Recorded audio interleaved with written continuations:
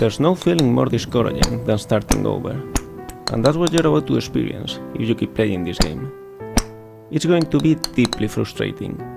You might trade some of that frustration for disappointment if you are willing to admit that the mistake was yours and only yours, but the feeling will only get more intense the longer you play.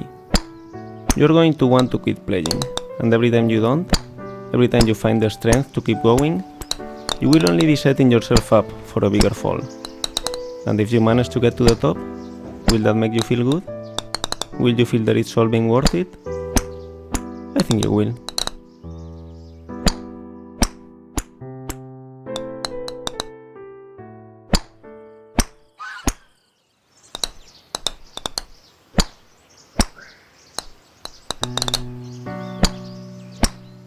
Feel free to stop playing whenever you want.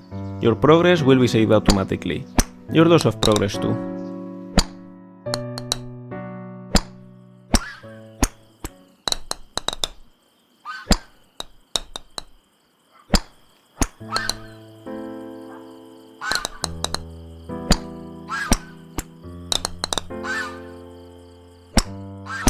This game is a different take on a game that came out in 2017 titled Getting Over It with Bennett Foddy.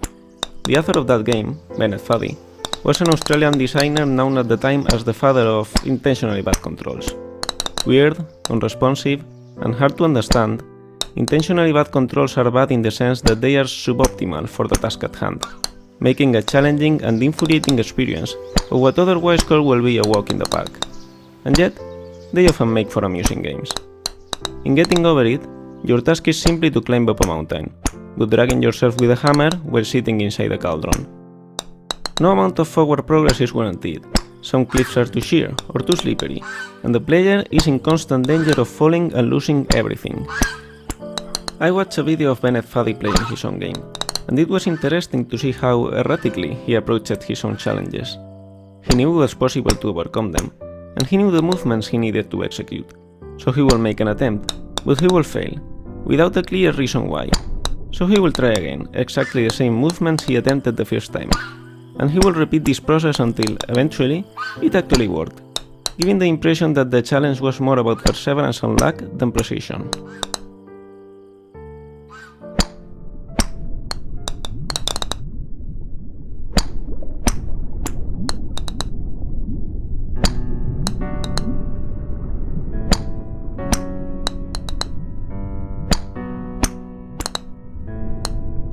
In Getting Over It, Bennett Foddy claims that frustration is essential to the act of climbing, but I disagree. Frustration might be essential to having a real challenge, an obstacle that you are not guaranteed to be able to overcome, but the act of climbing itself can be enjoyable. Climbing in Getting Over It is not frustrating because you can easily fall down and lose all your progress, but because controlling the main character is infuriating. Of course, falling and losing all your progress is also frustrating. But the worst part is not that you have to climb it all over again, it's that you have to fight with the controls while doing so. This game is pretty much like Getting Over It. You need to climb up a wall made of pre-made assets while the game creator talks to you about the game itself. And the point of the game is built around the fact that it's a very hard challenge and you can easily lose all your progress at any time. The main difference, what makes this game more than just a clone of the original, is its controls. Not only because hitting a ball is quite different from pulling yourself with a hammer, but because it's easy and intuitive to control. You hit the ball with a certain force at a certain angle, and that's it. The difficulty lies in calculating what force and what angle you should apply to the ball. And it's not infuriating because you feel in control. If the ball doesn't land where you wanted, you know it's because you did the wrong calculations, and you feel that you can do it better if you try again. This is a game in which you can experience the challenge of climbing an enchanting mountain without infuriating controls being part of that challenge. But that's not the reason why I made this game. It's only why I thought it was worth finishing.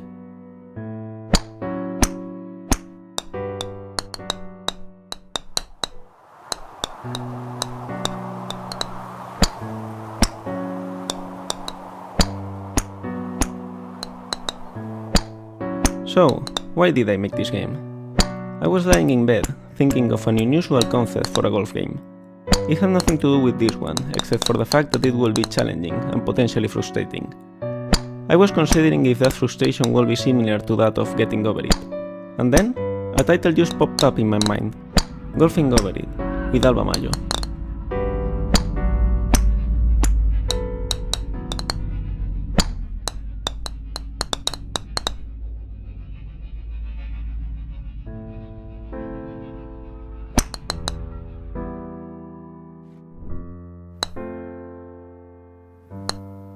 I generally hate having to repeat a part of a video game over and over until I can beat it. Avoiding that is probably the main point of my design philosophy. So why did I make this game? The truth is, it was an accident, like an unplanned pregnancy. After coming up with the title, I wanted to test the concept, just to see what it would feel like. I created the ball and the controls, then I started building and testing the world. And it was fun. It was so much fun. I got into a deep state of flow. I worked all day, forgetting to eat, not wanting to sleep. I did the same the day after, and the one after that. And before I knew it, the body of the game was finished. I would have never planned to make a game like this. Even if we forget my design principles for a moment, I would have never made a game that lives only as the shadow of another one. It feels cheap. It doesn't reflect well on me as an artist. And yet, I couldn't bring myself to stop there, to delete the game and move on. I felt like this game deserved to be made. In the end, I decided to embrace this fate.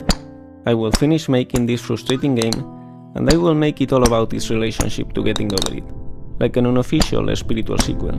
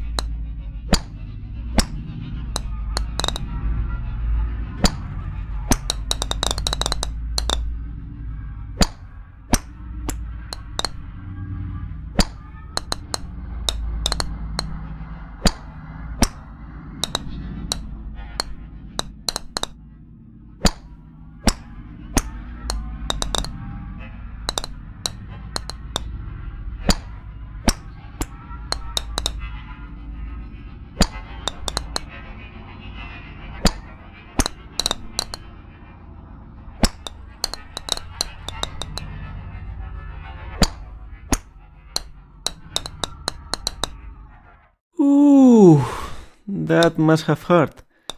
Don't worry though, it will happen again. And again. And again.